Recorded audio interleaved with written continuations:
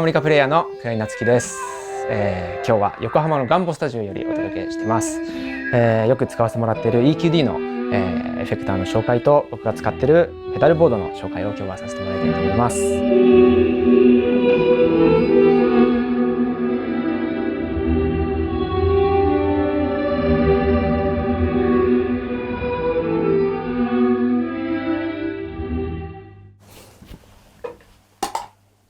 僕はハーモニカを幼少期の頃から、5歳ぐらいの頃からやってるんですけど、ずっと人前で演奏してまして、で上京したのが19の頃なんですけど、その頃から、少しずつエフェクターというものに興味を持ち始めまして、今はハーモニカプレイヤーであって、エフェクターを使っていろんな世界を表現しつつ、レコーディングとか自分のライブとかですね、バンドやったりとか、いろんなところでハーモニカの可能性というか、そういうのを追求している、プレイヤーです。20歳ぐらいまでですね、こっちに上京してくるまでは、マイク一本でどういう世界を表現できるかみたいな、綺麗な音を出すにはどういうふうにするかっていうことをずっと考えてたんですが、一番最初に音が変化して面白いなって思ったのは、ここにもありますけど、JC のアンプ、JC ジャズコーラスのここについてるエフェクト部分の、ビブラートとかコーラスがここについてるんですけど、それを初めて使った時に、まるでオルガンの音に変化したっていう、これオルガンの音じゃんっていう風になって、オルガンの音がハーモニカで出せたらすごい面白いんだなっていうところから、じゃあそういうエフェクターを探してみようっていう。それでいろいろマクソンのコーラスだったり、そうですね、今日は持ってきてないですけど、シミュレーター、ロータリースピーカーのシミュレーターだったりとか、そういうものを使ったりとかして、ハーモニカをオルガンっぽく見せるところからまず入りました。これでもだいたい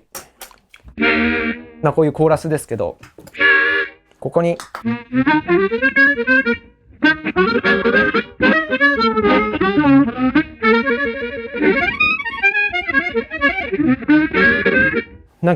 オルガンっぽいじゃないですか。これがじゃあセッションとかでやったら面白いんじゃないかな。そこから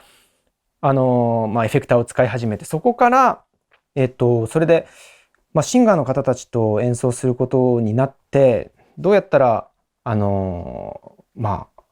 を後ろにやって、ハーモニカの音色を変えずにというか、ちょっと変化させつつも、シンガーさん、歌い手さんたちの世界観を広げて、彩るにはどうしたらいいのかなと考えたときに、一番最初に僕がやってたのは、コーラスで、こういうパッドみたいなものを作って、その上に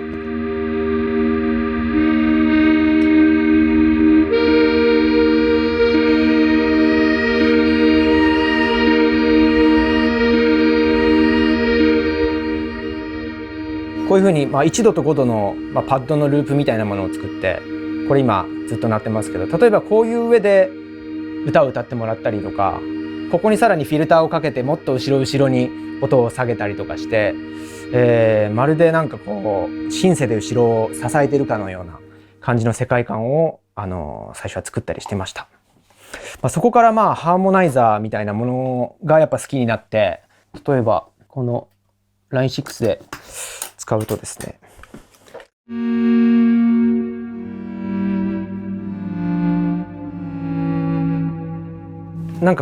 すごいバイオリンのようなオーケストラみたいな。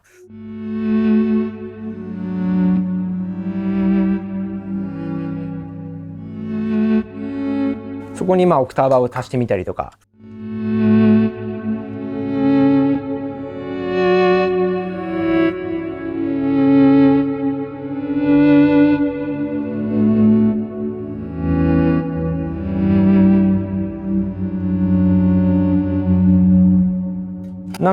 例えばソロの途中でこういう音色を使ったりとかすると、一気に世界がバーッと広がるっていうのがすごく好きで、エフェクターで作るなんていうんですかね、目に見えない世界というか、耳で聞いた時に情景が広がってきたとか、色が見えるみたいな、そういうものがすごく好きになって、そこからいろんなエフェクターを試したりとか選ばさせてもらって、今もまだいろいろ試しながら試行錯誤してるところです。じゃあまずどんなハーモニカがあるのかをちょっとご紹介したいと思うんですが、ブルースハープと言われている、10個穴が開いているハーモニカですね。これは例えば、何も、これが素の音ですけど。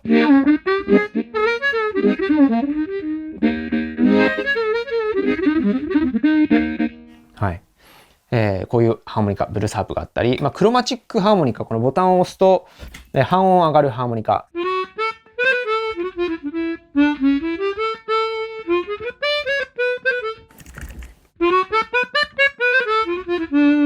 はい。こういうクロマチックハーモニカ。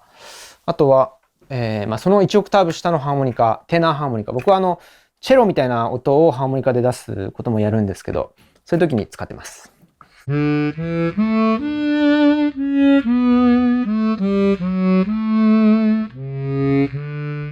はい。これが低い音のクロマチックハーモニカですね。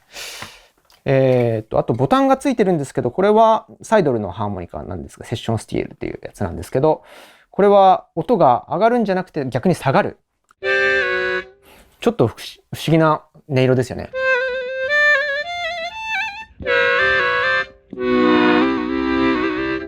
なんかこうギターのね、アームって言うんでしたっけ？それみたいな感じですよね。あとはここにあるのは、これはホーナーの僕が上京したての頃に頑張って貯金して買った、ホーナーのバスハーモニカですね。これはもうベースみたいな音が出ます。はい、これでちょっとこう怪しい雰囲気の音を出したりとか、怪獣の音を出したりとかですね、いろんな感じで、表現してます。チューニング違いとかがいろいろ入ってます。混ざっております。ハーモニカのヴィンテージなんですけど、やっぱり古いものって、こう、材質が木だったりすると、木が緩まってというんですかね、隙間が空くので、結構こう、音が抜けちゃうような感じになっちゃうんですけど、僕は逆にそれがすごく好きで、これは実は僕の奥さんが、もう20年近く前に買ったっていう A フラットのハーモニカなんですけど、これはホーナーのブルースハープ。これはすごいヴィンテージなんですけど、20年前なんで。だけどすごいあったかい音がしますね。なんか最近の、ものとはまたちょっと違う味がある。最近のやつはすごくはっきりした音が出るんですけど、これはなんかその隙間が空いてるからこそ、なんかこう、なんて言うんですかね。温かい音、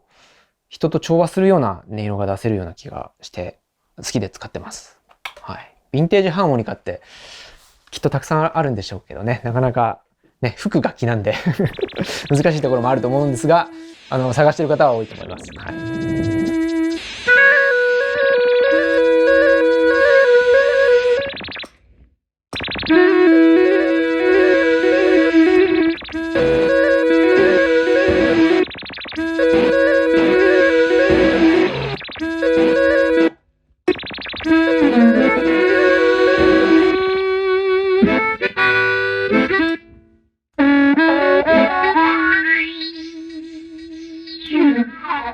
ハーモニカプレイヤーはマイクを集めてる方も多いと思いますし、僕は全然たくさん持ってる方ではないんですけど、今日は僕の普段使ってるマイクとかをご紹介したいと思います。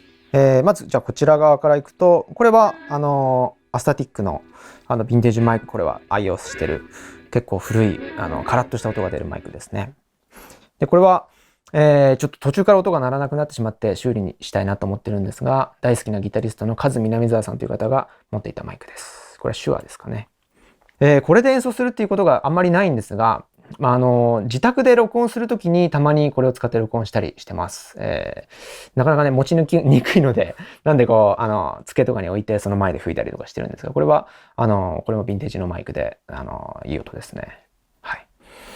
で、この2つは、アメリカのツアーしてる中で僕が買ったマイクなんですけど、やっぱアメリカってたくさんね、そういう楽器屋さんにマイクとかも売ってたりとかして、ツアーの途中によってはなんかいいのないかなと思って探してたんですが、これはエレクトロボイスですかね、のマイクで、これは60ドルだったかなぐらいで買ったマイクなんですが、これも結構太い音していい音ですね。これは手話ですかね。でも改造されてるんですよ。545なんですけど、ジャックがこう、普通の、ジャックになってまして、で、ボリュームもついてるという、これ多分ハーピストの人が、改造してたんじゃないかなと思うんですが、これも楽器屋さんで、もうこういうシールは僕剥がさないようになるべくしてるんでこれは75ドルとかなのかな、それで売ってました。はい。そのツアーはこれでやってたりもしてたんですけどね。はい。そういうマイクです。あとこれも手話なんですけど、これベータなんですね。なんか見た目はヴィンテージマイクなんですけど、ベータ57なんですが、これは僕が上京してきて一番最初に買ったマイクで、最初はもうこれをずっとこう手に握りしめて演奏してたんで、もうなんか錆びちゃって、るんですが、すごく素直な音で、クリアな音ですごく気に入って今でも使ってます。で、最後に、これが今僕がメインで使ってるマイクなんですが、これは大阪のオーディオメーカーのオーブという、メーカーの、ヒューマンビートボックス用のマイクですね。CF3 というやつなんですけど、このオーブのマイクは僕最初ハーモニカで試させてもらった時にすごいナチュラルだし、こう抜けがいいし、なんていいマイクなんだと思って、ちょっと直談判というか、ぜひ使わせてくださいというふうに言ったら社長さんが快く OK してくれて、僕に譲っていただきました。ヒューマンビートボックス用のマイクということで、何がいいのかというと、僕的には、ローがやっぱ押し出されるっていうのはすごくハーモニカにはいいんじゃないかなと思ってます。で、あと、中音域が、抜けすぎない。やっぱハーモニカってこう、キーンと耳に、こう痛いというか耳に来るような時があるとは思うんですが、そういうものがこれは少ないかなと思います。扱いやすいマイクです。あとシュッとしてるんで僕手がちっちゃいんですごく持ちやすいなと。で、例えばこの、こういう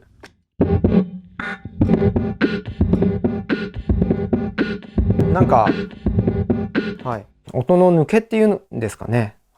とてもいいと思います。愛用させてもらってます。まずマイクがありまして、ここからキヤノンからフォンに変換されて、まず一番最初にこの、これはグッドリッチの、60年代のやつだと思うんですが、マッチボックスに入ってます。これがヴィンテージ、アナログですね。9ボルトの電池が2つ入ってて、それで音作りをしてる。もう、ゲインをもうマックスにして、ハーモニカの音を、太くというか、プリアンプ代わりに使ってるんですが、ハーモニカの音を持ち上げてます。そこから2つ目は、こっちのボスの、イコライザーに来てます。グラフィックイコライザーですね。これも、実は、新潟の僕のギタリストの友達の方に譲ってもらったんですが、一番最初使った時に音がパキッとした印象がすごくあって、で、つまみも大きくていじりやすいし、とてもいい音だなと思って使ってます。この2つでハーモニカの音を作っているっていうような感じですね。で、そこからボスからちょっと飛んで、このフリーズに来てます。ハーモニカって、こう、伴奏しながら演奏するみたいなのってなかなか難しくて、そういう時に、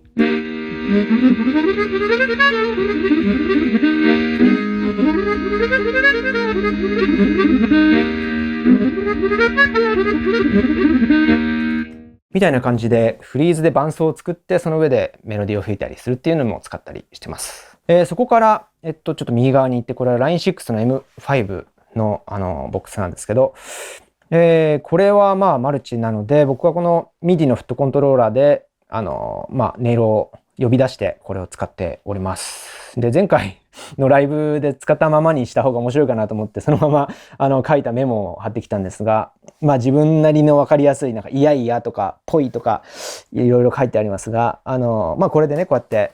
いろんな色が分かりやすいんですが、呼び出して、この、で、エクスプレッションペダルでコントロールするような形になってます。で、そこから次は、ボスのオクターバーに行ってます。これはオクターバーの OC2 なんですけど、僕は結構この2がすごく好きで、音が太くなるし、やっぱローにした時の、存在感みたいなのはすごくいいかなと思ってます。あと、ハーモニカの音域に対してすごくついてこれるというか、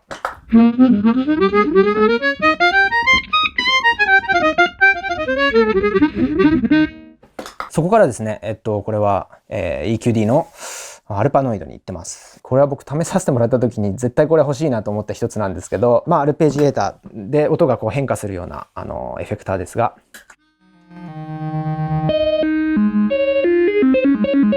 はい、こういう音色なんですが、これをいろいろ対応して即興とかで使ったりしてます。そこからその次にデータクロプターに行ってます。これも僕試させてもらった時にすぐこれは買わせてくださいって言って買わせてもらったんですが、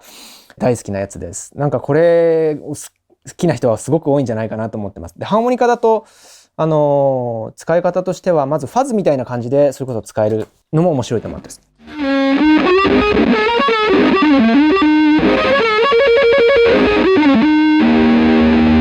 はい。こういう使い方もできるし、いろいろこのハーモナイザーというか勝手にこう音色が追っかけてきたりとかですね、なんかこう発信できたりとか、伊藤さんが紹介してたみたいに、この、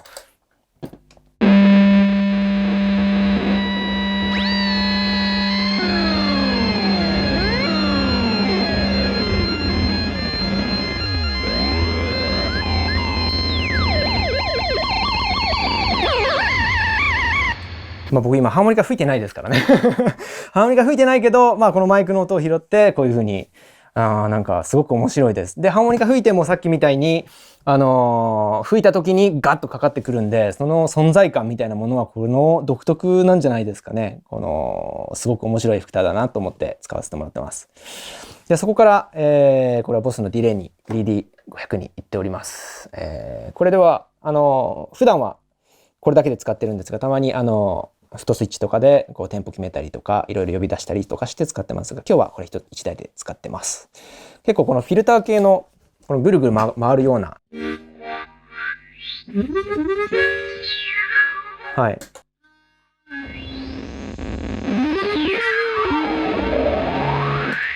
こういう存在感がすごく好きで、即興とかでも対応してますね。そこから、次はこっちのデジタルリバーブに、ボスのデジタルリバーブに行ってます。これはさっきもビートボックスでやってたんですけど、このゲートリバーブがすごく好きで、はい。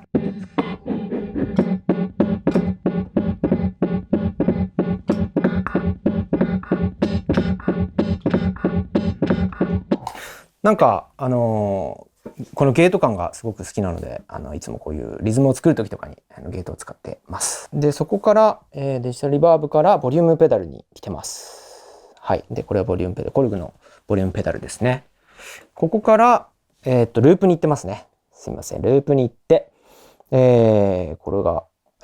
ボスのループステーション RC1 ですね。これは見やすくて、シンプルな機能なんで、ボリュームと、あと踏んだら録音できるっていうのがすごい分かりやすくて使ってます。で、フットスイッチでこっちに、ズームのフットスイッチが来てますが、これで録音した音を、止めたり、流したり、こういうなんかリズミカルにこう変化させたりとかですね。いろいろ使っております。はい。で、ボリュームペダルとループのボリューム感っていうのは、ループさせた音はここでボリュームはこう変えて、あと他でエフェクターかけた音はこっちのボリュームペダルで音を変化させてるような作りです。はい。で、その後、ループからは、アバランチェラに行ってます。これも EQD のペダルのファンの方みんな大好きだと思うんですが、僕はまず、リバーブがめちゃめちゃ綺麗ですごく好きです。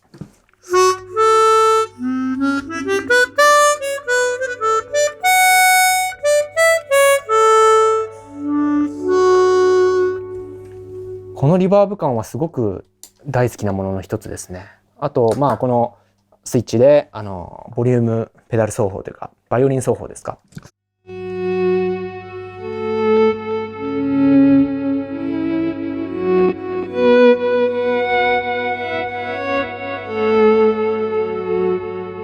こういう使い方もできるし、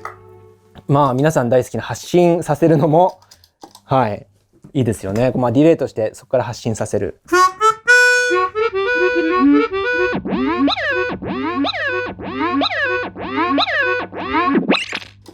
なんかいろんな使い方ができるので、ループさせた音をここに入れて、それをDJ みたいにスクラッチしたりとか、あとディレイで飛ばしたりとか、さっきみたいにバイオリン奏法で美しい世界を作ったりとか、いろんな使い方ができるんで、大好きなエフェクターの一つです。これが、そうですね、エフェクターはこれですね。そこから最後にアンペグのアンプに行ってます。今回はボードには入ってないんですが、僕大好きなEQD のエフェクターのテンタクルっていうのがあって、ここにあるんですが、これですね。ハーモニカとの相性はめちゃめちゃいいと思ってます。多分、聞いていただければわかるんですけど、まずこれを使わないと、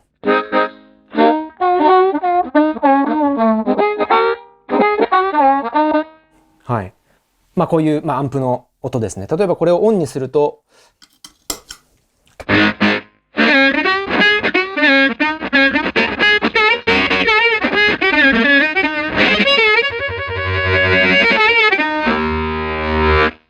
なんかこう、ファズとこう、オクターバーみたいなのが一緒になってるような感じですよね。なんで音もガッと前に出るし、この独特な、ざらつき感っていうのは、ハーモニカの人は絶対大好きだなと思って、僕も使ってます。はい、どういうふうに音が、変化できるか、その音がどういうふうな共演者の人たちとこう化学変化を起こせるのかみたいなところをいつも考えながら選んでます。例えばEQD のこのコーラスは、すごく音がいろんな変化もできるし、後ろに音が行くので、ハーモニカってすごく音が前に行く楽器なので、それを僕は一番最初にどう後ろにするかっていうものをまず考えた時に、コーラスみたいなものはすごくいいなと思ってましたし、そうですね、ビットコマンダとかも音がガッとこう音質が変わって後ろにグッと弾くので、だけど存在感がある、存在感がなくなっちゃうと前に出ないので、そこは存在感がありつつも後ろに引っ込ますようなペダルっていうのをいつも選んだりしてます。例えば、このデータクロプターなんですけど、例えばノイズみたいに後ろでこううにゃうにゃうねるというか面白い使い方。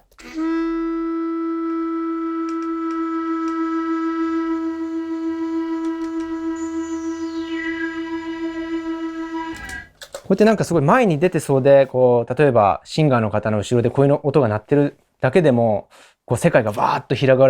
がるような使い方というか、もちろんソロの時とかバーッとこれで吹けたりもするんですけど、そういう後ろの世界観を広げるにはどういうエフェクターを使うかっていうのをいつも考えながら選んだりしてます。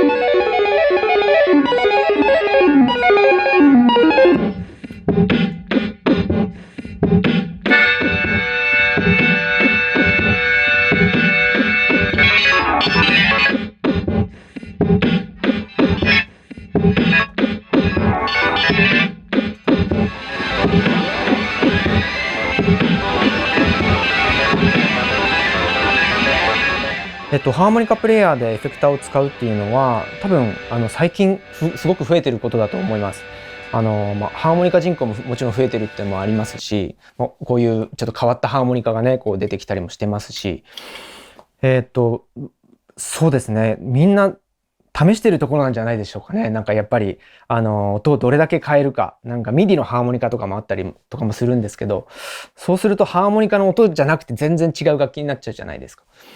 そうじゃなくてハーモニカの音だけどなんかエフェクターを使うと違う楽器に聞こえたりとか、ハーモニカの音だけどなんか違うなんだろう、音色に変化して化学変化が起こるみたいなものっていうのは多分ハーモニカ吹きの人たちはこれからどんどんきっとやっていくことなんじゃないかなと思ってます。なんかよくハーモニカ吹きの皆さんはこうアンプに直だったりとかこうエフェクターを使うっていうのはあんまり好きじゃないっていう方もいるとは思うんですが、なんか僕はきっと一回この世界とかをこう試してみたりとか、なんかこういう音が出るんだっていうワクワクがきっとどんどん新しい発想につながって新しいハーモニカの世界ができていくんじゃないかなと思ってます。はい、ハーモニカっていう楽器はきっとまだまだ知らない方がすごく多いと思いますし、ハーモニカってこういうもんでしょっていう風なこう固定概念みたいなものがすごくたくさんいろんな国にあるんじゃないかなと思います。よく僕もトゥーツ・シールマンスみたいだねとか、スティービー・ワンダーみたいだねとか、リオスカみたいだねとか、こういろいろ言っていただけるんですけど、なんか僕はやっぱりオリジナルっていうものをやっぱり作りたくて、そのクライナツキっていうものをプレイヤーとして作りたいなと思っているんですが、その可能性も含めてハーモニカとエフェクターっていうものはとても大きな未来があるんじゃないかなと思ってます。